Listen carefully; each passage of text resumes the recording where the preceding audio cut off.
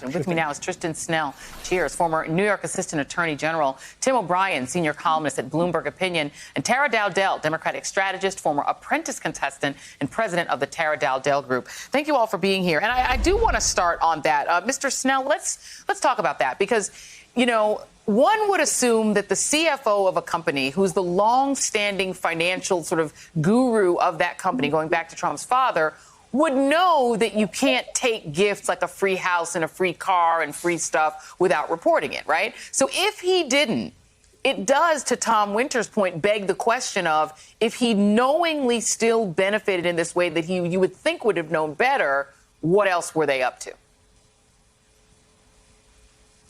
I think that's exactly the right question to ask. I think that what we saw today is, as a lot of people have been saying, the tip of a much larger iceberg.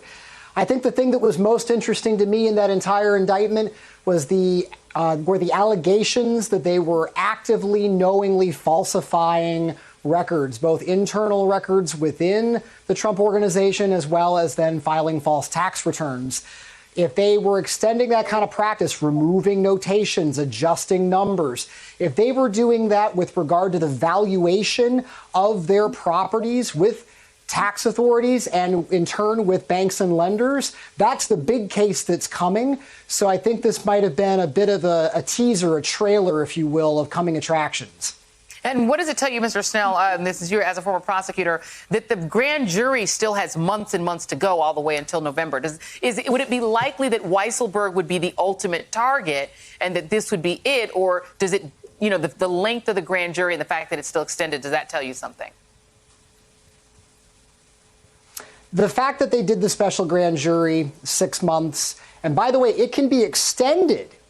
It does not have to end in 6 months. They just have to go to a judge and get it approved for a longer period of time, which I still bet is what we're going to see. I don't think they're going to be done by November, December. I think they're going to keep the grand jury going into 2022. But I think that you're seeing here really, again, the beginning of something much larger. By the way, this doesn't mean this is the last we're going to see of indictments, charges brought against Alan Weisselberg. There could still be more brought against him later, too. But this is the beginning of, I think that, look, if you read all of this together and the news reports and reading between the lines of everything, what's clear is that there have been almost certainly discussions between Weisselberg's counsel and the DA's office about Weisselberg cutting a deal. They haven't gotten there. Weisselberg basically called their bluff. And this was the response. No, sir, we are not bluffing. Here's your indictment. Here are your handcuffs. We'll see you in court. Now can you reconsider? This is part of a chess match. Yeah, I think that sounds right. And Tara, I have to go to you on this because you're a business owner. You've dealt with Donald Trump. You know how he operates. Does it seem conceivable to you that Alan Weisselberg could have benefited and received all of these gifts, his family, his kids, received all of this stuff, not accounted for it in the books, not accounted for it in the corporate company's taxes without Donald Trump being aware of that? Absolutely not. Because first of all, we know just from his presidency, let alone all the years in business, because this is not his first rodeo in terms of investigations. Trump Soho was investigated, specifically Don Jr. and Ivanka, and they had emails that had them dead to rights, but that's a different issue. But there is no way that Donald Trump would have him in that position for that long. We saw from his presidency how easily he discards people who disobey him. There is no reason you would stay in that supreme superior position high up that food chain with direct access to Donald Trump if you weren't doing his bidding. To me, what this shows is that he was explicitly there to carry out Donald Trump's orders and to do it so that Donald Trump didn't have to do it.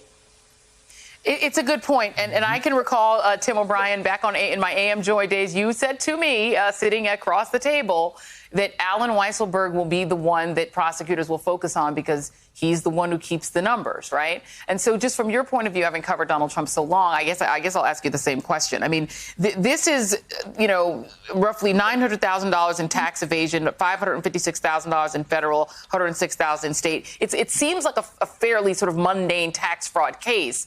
But what do you think is the bigger picture here?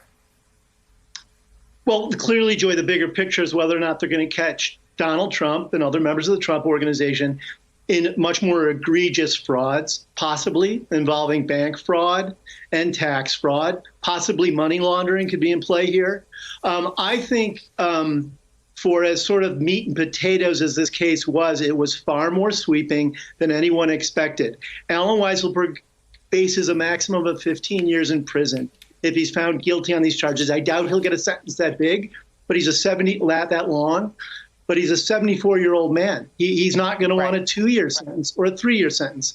This really demonstrates how much leverage the DA's office possibly has over Allen Weisselberg now. And it's much more muscular than anyone thought about, I think, over the last week when some of the echoes of this were being heard. I think secondarily, this issue of Donald Trump and his relationship to Allen Weisselberg, there's two baskets here. Did anything happen at the Trump Organization of financial significance that Donald Trump didn't know about?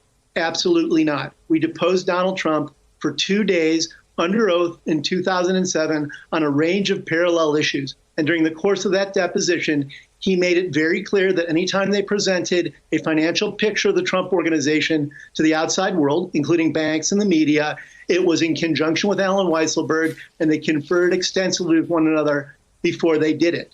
But the legal issue here is whether or not the DA's office can actually prove that with an evidentiary trail. And that's the hurdle for them. I don't think they would have convened a grand jury and gone after a former president with criminal charges unless they were very confident they had evidence that approximated that.